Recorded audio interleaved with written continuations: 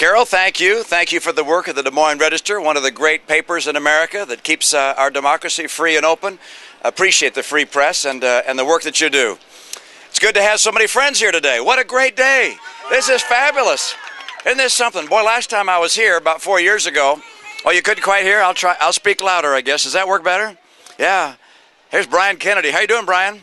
It looks like I've stacked the crowd with a couple of old friends, and I appreciate the fact that I'm here with folks that I've known for some years and appreciate your help. This is a challenging time. I wish I could start off with terrific news about how well the country's doing and what bright prospects people feel in their hearts right now, but right now most people are concerned about the country and recognize that America is in crisis. In crisis because we got 25 million people about. They're out of work or have stopped looking for work or in jobs well beneath their skills. We got kids coming out of college that can't find jobs. We got people who wonder if they can stay on the family farm. We have people who wonder if manufacturing is going to just leave our country and go elsewhere. Iowa is not only a nation or a state that leads our nation in agricultural products, but it's also a leading state in manufacturing. This is an extraordinary state with a diverse economy. And Iowa is performing and faring better than the nation as a whole, but the nation as a whole is really struggling. And part of that reason is we're led by a man who's a fine fella, but he's out of his depth and doesn't understand how the economy works.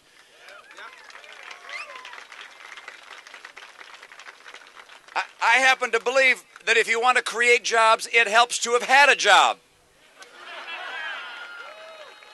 And I have spent my life in the private sector. I have been doing during my career what you have been doing, which is trying to make ends meet. My business helped me start a company, and then I helped work to try and manage enterprises to make them better if I could, sometimes successful, sometimes not. But I learned the lessons of a free economy over 25 years.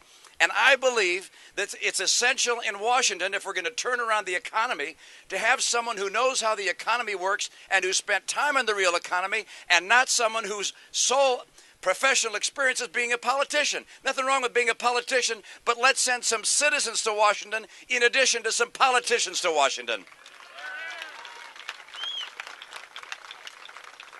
I happen to think that the reason that this recession was deeper than it could have been, and the recovery is more tepid than it should have been, is because the president just doesn't understand that his policies did the exact opposite of what the nation needed. He said he wants to create jobs and create the conditions that will let employers add jobs. But ask yourself this: did promising to raise taxes help create jobs? No. Did Obamacare convince any small business to hire more people? No. If you're an energy-intensive business, did cap and trade and talk about higher energy prices cause anybody to add any more jobs? No. Did Dodd-Frank, his financial regulatory reform, cause banks to give out more loans? No. On every dimension you can think of, in this president's first 2.5 years in office, the actions he took made it harder for entrepreneurs to build businesses, for banks to loan money, for big businesses to invest in capital and in people. And as a result, the American people are still suffering, and that's why I predict in this place, on this day, that in November of 2012, President Obama will not carry the state of Iowa.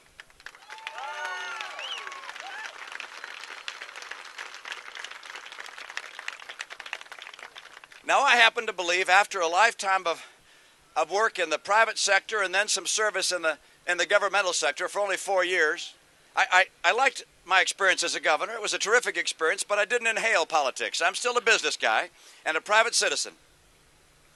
And I've learned from my business experience that there are a number of things an economy has to do if it's going to perform better than the other nations around us and allow Americans to continue to have a standard of living that leads the world. Let me mention a couple of them. You have to have tax rates that are comparable with the competing nations. You have to have regulation and bureaucracy which is streamlined and modern and which encourages the private sector as opposed to burdening it. You have to have trade policies that work for us, not just for the other guy. You have to have energy policies that are intent to get America free of our dependence on foreign oil. You have to have the rule of law. And you might say, well, we already have the rule of law. Well, when the president puts his hand on the scale of justice and says that we're going to give General Motors not to the senior lenders, but instead of the UAW, you question whether you have the rule of law. And when the National Labor Relations Board steps in and tells South Carolina you can't have a Boeing plant because you're a right-to-work state, you don't have the rule of law. Number 6, you have to have institutions that build human capital. We're a capitalist nation, but that means not just capital of a physical nature, but capital of a human nature. We got to have great schools, universities, and immigration policies that bring in the best and brightest. And finally, number 7, you have to have a government that doesn't consistently spend more money than it takes in. You've got to balance your budget.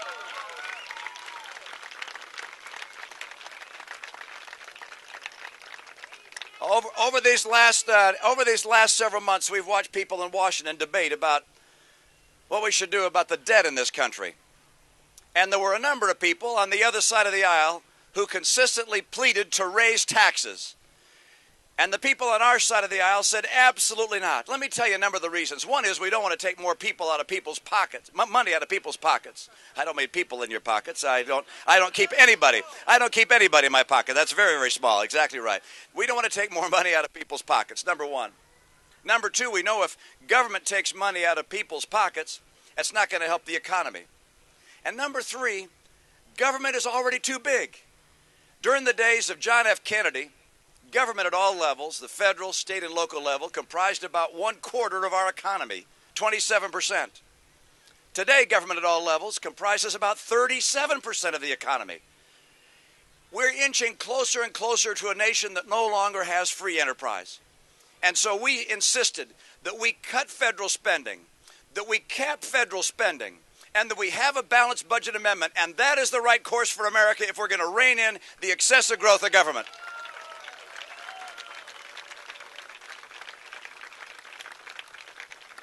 You know, I don't know why the president is as misguided in managing our economy as he is. Sometimes I wonder whether he takes his political inspiration from the Social Democrats of Europe. I don't think Europe is working there. I sure don't think Europe will work here. I happen to believe that we got it right and they got it wrong. I believe in freedom and opportunity, American style. I believe in capitalism and free enterprise. I believe in the Constitution as it was framed by the founders.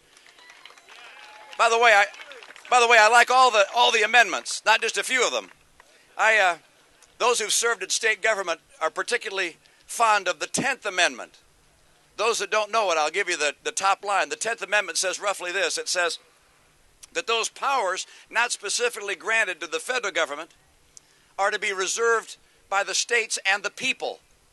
And so when the president imposes Obamacare on the entire nation, he not only puts in place bad policy, he not only puts in place an entitlement we can't afford, he tramples on the principle of the 10th Amendment to the Constitution, and that's why it's going to be repealed on day 1 of my administration if I'm lucky enough to be president.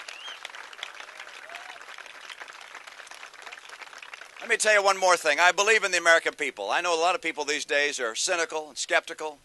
I love this country, and I love the country because of the people of this country.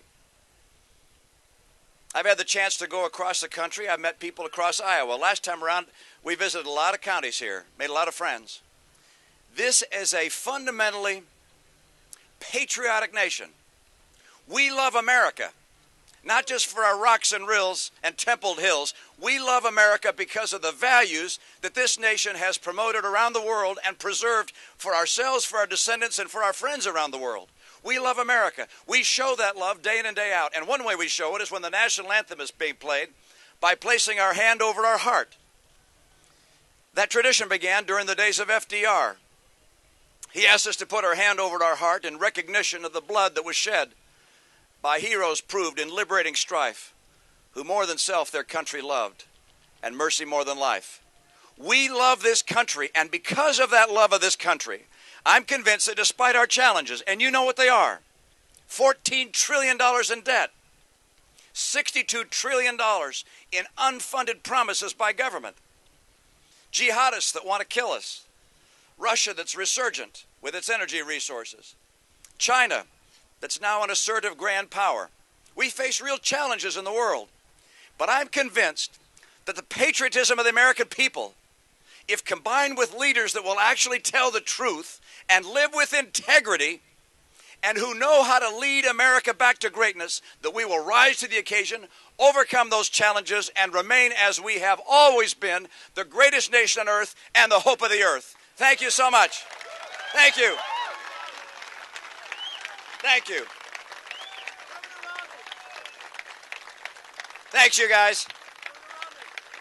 Now I got to take a couple of questions here, so I'm gonna take some questions back here. Oh, you got a written question here. Do you support scrapping the Social Security payroll cap so that rich people pay their fair share into the trust fund? Do I? You have to repeat that, please. Do you support scrapping the Social Security payroll cap so that rich people pay their fair share into the trust fund? You know, it's become a very popular. The question was, do I support raising the cap on Social Security taxes so that rich people pay their fair share? You know, there was a time in this country that we didn't celebrate attacking people based on their success, and when we didn't go after people because they were successful, and I happen to think I've watched this president go across the country attacking people, and if you want to speak, you can speak, but right now it's my turn, so let me continue, and that is this. All the streets in America are connected. I watch people attack Wall Street. You know what? We're connected. We're not going to tear down other Americans. We want to make sure people do pay their fair share. Half the people in this country pay no income tax at all. All right? So when we talk about fair share, we got to think about what is a fair share for the American people. But this we know. We don't want to raise taxes on the American people. We don't want to grow government because government is too large already. We want to restrain the growth of government. And when it comes to Social Security and Medicare and Medicaid, the truth is the promises we're making 20-year-olds, 30-year-olds, and 40-year-olds have to be promises we can keep. And you may say we should just raise everybody's taxes. Do you know what the tax rate would have to be able to honor the promises of Social Security, Medicare, and Medicaid if we just raise taxes and leave the programs as they are? Right now, those programs combined take a payroll tax out of your earnings of 15.3%. That would have to rise to 44%. We're not going to do that. And so I'm glad you're on Social Security. Hold on just a moment. Hold on just a moment. Hold on just a moment. You know what? I get a chance. I can let you speak in a moment. No, I came here to speak, and you'll get to ask a question. Hold on a second. Hold on a second. I'll let you speak. Hold on a second. Let me speak. Hold on a second.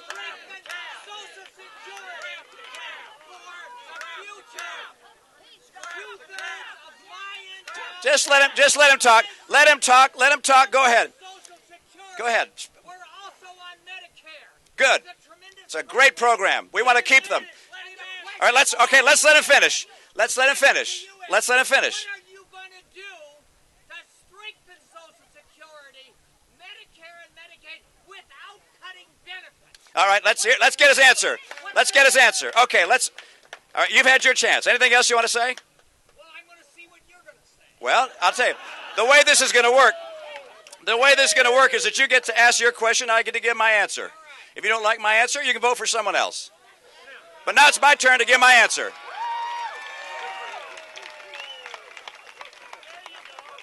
You ready for my answer? I'm not going to raise taxes. That's my answer. I'm not going to raise taxes. And if you want somebody that can raise taxes, you can vote for Barack Obama. But let me tell you what Barack Obama's doing. Barack Obama is killing this economy.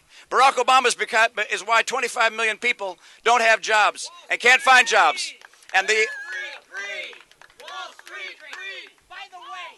Okay, next question. We got another question? I'm going to give it over here. Yes, sir. You've had your turn. I've had my turn. As governor of Massachusetts, you closed corporate tax loopholes on big banks. Right. To raise revenue and balance the state budget. Right. If you were elected president, would you do the same thing and look at the revenue side of the equation to balance the federal budget?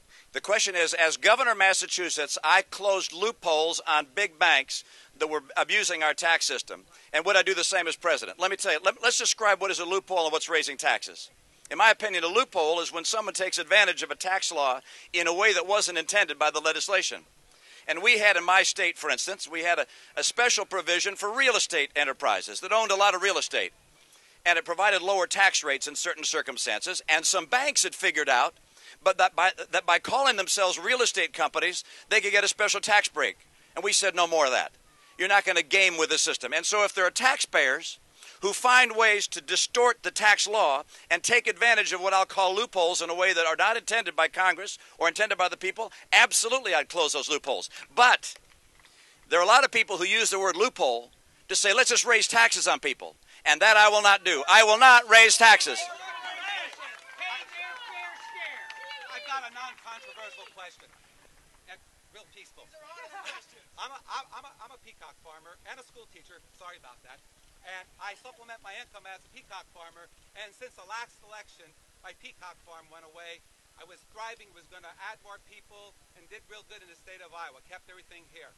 What can you assure me if I support you that perhaps that maybe you'll make small businesses like mine, not only mine but everyone in Iowa and the United States, be better? I can tell you this. I'm not going to send you checks. I'm not going to promise checks. I know you don't want them, but I want to make sure people know that. I'm not going to do what almost every politician does when they get on this stage. And I'm not talking about this stage. I mean figuratively. When they get on the public stage, what they do is get up to the American people and promise all sorts of free stuff. And say, I'm going to give you this, and it won't cost anything. And that's just not the truth.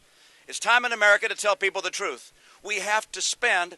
We have to earn what we spend. We can't spend more than we earn year after year after year. We can't go to China and other nations and say, give us your money, so we can spend more than we earn. That's number one. Number two, I'm going to make America the most attractive place in the world to start a business, to grow a business, to expand a business, of any place in the world. And I'm going to do that by making sure that our corporate tax rates are the same as the corporate tax rates of other nations around us. Right now, they're the highest in the world. I don't want them to be the highest in the world. I want them to be competitive. I want our regulations to be competitive and modern and up to date. I want our trade policies to open up markets outside the U.S. Look, agriculture is one of the biggest exports we have. People in this state understand the importance of trade with other nations. This president in 2.5 years has not entered into any trade agreements with any other nation.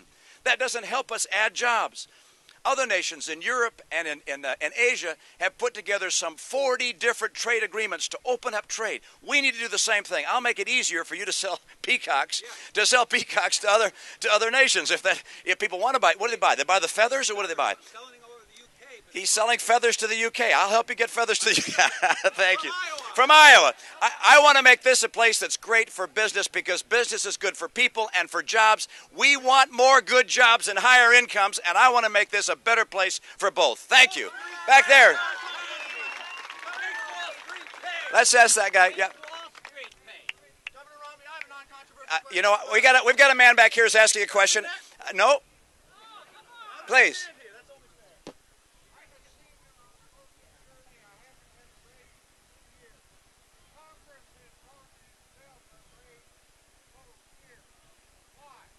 That's a darn good question, isn't it?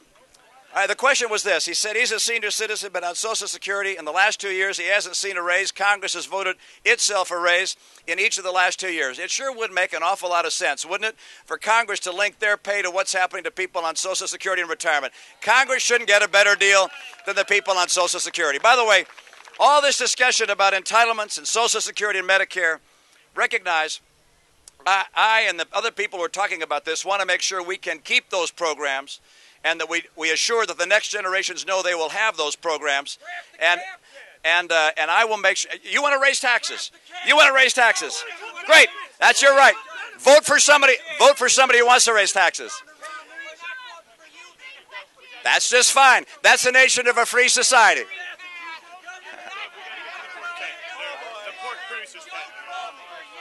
Look, we have up here a group of people who think we should raise taxes in order to pay for their benefits. How many agree? Okay, you got your answer. I don't agree with you. So your turn has been heard. You've got your chance to speak. I've got my chance to speak. I'm going to take one more question. What's your name? My name is Daniel Simmons. Daniel Simmons. You're 23, and where are you from? Who brought you here? Who are you working with?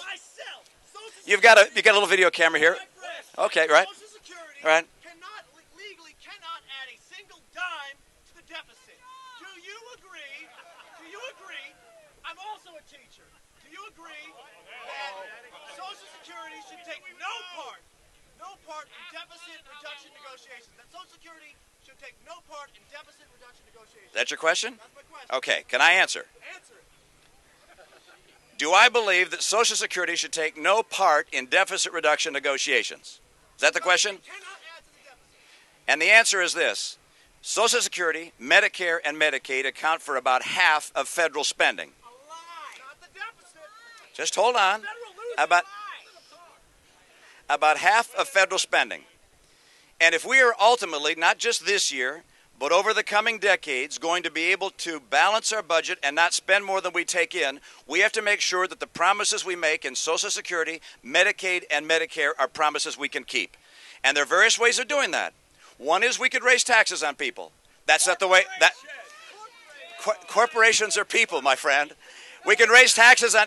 Of course they are. Everything corporations earn ultimately goes to people. So, where do you think it goes? What? Whose pockets?